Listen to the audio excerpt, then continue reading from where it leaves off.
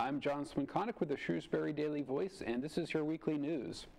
Most Shrewsbury schools will have their doors locked.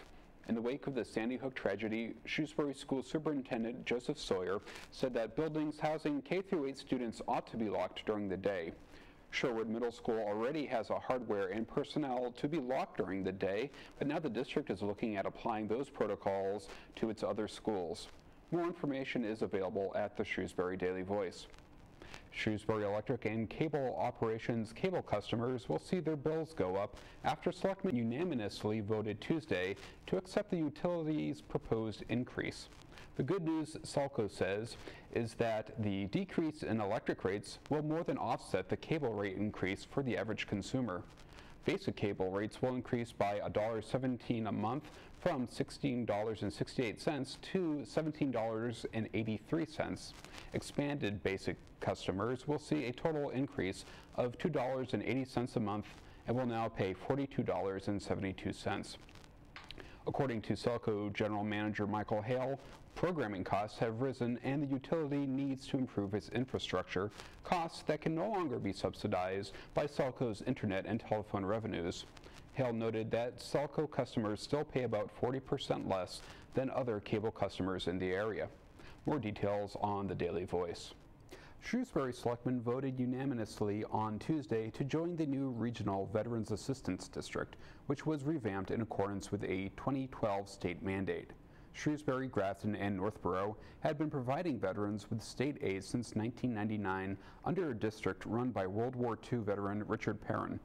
He is resigning effective April 30th. In the new district, Perrin will be replaced by a full-time administrator and 2 part-time assistants. Town manager Daniel Morgado called Perrin a real gentleman with a huge amount of experience. Shrewsbury selectmen grudgingly voted to join the new district on September 11, 2012. Tuesday's vote, however, formalized the district. Westboro also voted on Tuesday to join the organization, and you can read more on this story on the Daily Voice. The India Society of Worcester, a social, educational, and charitable organization based in Shrewsbury, will be celebrating 50 years of service, tradition, and Indian culture this year. The center serves as a meeting place, school, base for social services, and gathering place for celebrations and other events for the Indian community. It also provides a sense of kinship among the Indian population.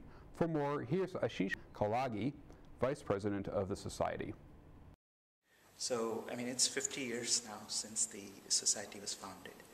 And, I mean, it's a remarkable landmark by any sort of measure. At least, you know, in 1963, we formed the first Indian association in Worcester, of all places, right? We actually wanted to have a place, you know, we could call home, so to speak, right? Which happens to be this center. So it's a place where we can meet and have host our events. So we have, you know, about 3 to 4 events every week going on. You know, dance classes, we have a meditation class, we have a yoga class, we have cultural school, language school. You know, one of the sort of the founding principles of the society was that we wanted to represent, you know, all of India. So like you said, there are many languages in India. And many of them are, you know, very, very distinct, right? Many cultures, many religions, and all of them have their own very distinct flavor. What we wanted to make sure was that, you know, as rich as those cultures are, the sort of the tapestry of all of that put together is even richer. And so, you know, it's written in our constitution, right, the ISW Constitution, that we are not a religious society in that we do a lot of religious activities, but not for a specific religion. So we'll celebrate Diwali, and then, you know, a month later we'll celebrate Christmas, right, in a very Indian cultural sense. The 50th anniversary was coming up, so we had created this semi-centennial committee to sort of look at the, you know, how do we celebrate? And it dawned on us that, you know, it's as much about, you know, patting ourselves on the back, as much as it is sort of recognizing that, you know, we want to use this as an opportunity to build for the next 50 years, right?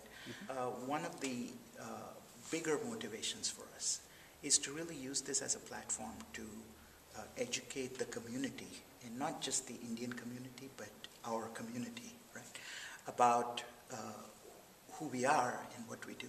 Because there are a lot of things that we do that are not just limited to the Indian community. You know, we have a crisis committee that runs, anybody who needs help can call, right?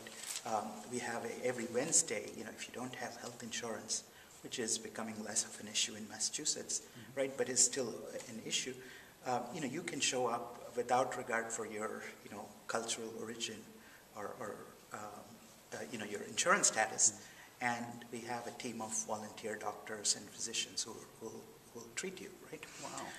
And so I think there are a lot of things we do that are, part of the broader community we live in. And so we'll also be launching a few, events and activities to maybe educate and get that message out within the community.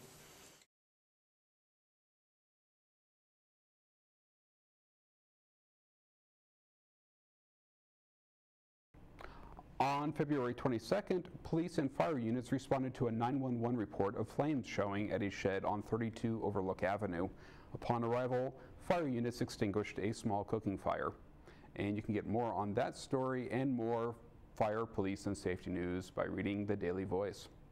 When St. John's High School senior Forrest Owen flew into Haiti last week, he couldn't believe what he saw. A tent city where thousands of refugees made their homes stretched as far as he could see. Owen joined 7 other St. John's students and 2 faculty members on the Global Encounter Service immersion program offered by the school. From February 16th to 23rd, they worked to pave a road leading to the Be Like Brit orphanage in the town of Grand Goave.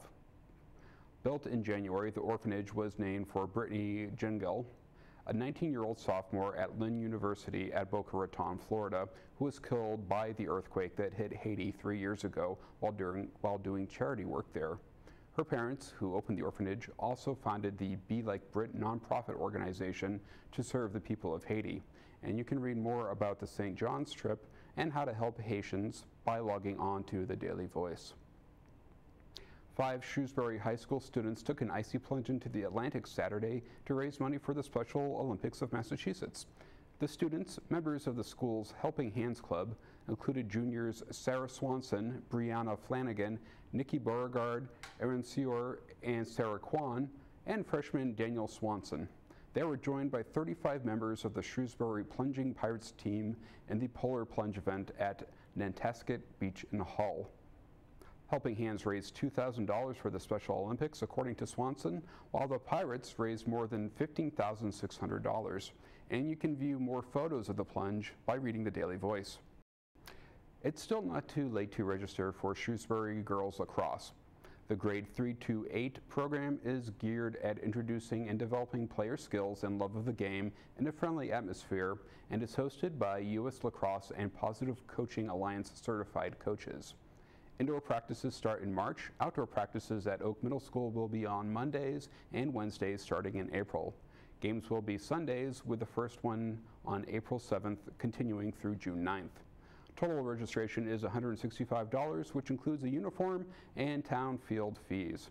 Register online at www.shrewsburygirlslax.usl.la. Shrewsbury Town Clerk Sandra Wright is asking those who haven't filled out and returned their 2013 town census to do so soon. Also known as the annual street listing, the census is needed by the town to help maintain current voter registration.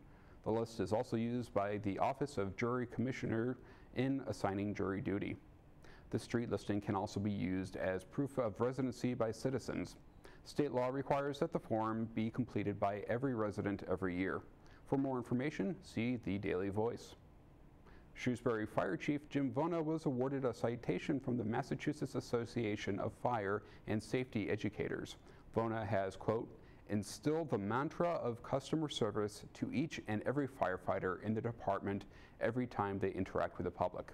As a former fire prevention officer, he built strong programs with the schools, other town offices, and businesses. With strong succession planning, he was able to pass those programs to new personnel who have strengthened and improved those community relationships. And that's according to a statement released by the association. The association also lauded Vona for his public education and outreach efforts, such as participating in the Spirit of Shrewsbury Day, giving tours of the fire station, working with scouts and senior citizens, and persuading the Housing Authority to install low-temperature burners and in-hood extinguishers. You can read more on Vona's honor at the Shrewsbury Daily Voice. The silent film The Passion of Joan of Arc will be presented along with a live oratorio Sunday, March 3rd at 3:30 p.m. at St. Mark's School in Southborough. The performance features Assabet Valley master singers in a program titled Voices of Light. The film was lost for decades before being rediscovered in the 1980s when Richard Einhorn began working on the oratorio that would premiere in 1994. The master singers will be joined by 4 vocal soloists, an orchestra, and the Worcester Children's Chorus. Tickets can be purchased at Shrewsbury Federal Credit Union. They are $25 for general admission, $20 for seniors and students. Finally, the Daily Voice is looking to speak with Shrewsbury residents participating in the Boston Marathon for a good cause. So if you're running for a charity, send an email to shrewsbury@dailyvoice.com. And that's the news for this week, but you can get more by logging on to shrewsbury.dailyvoice.com, and don't forget to like us on Facebook. I'm John Swinconik, and have a great week.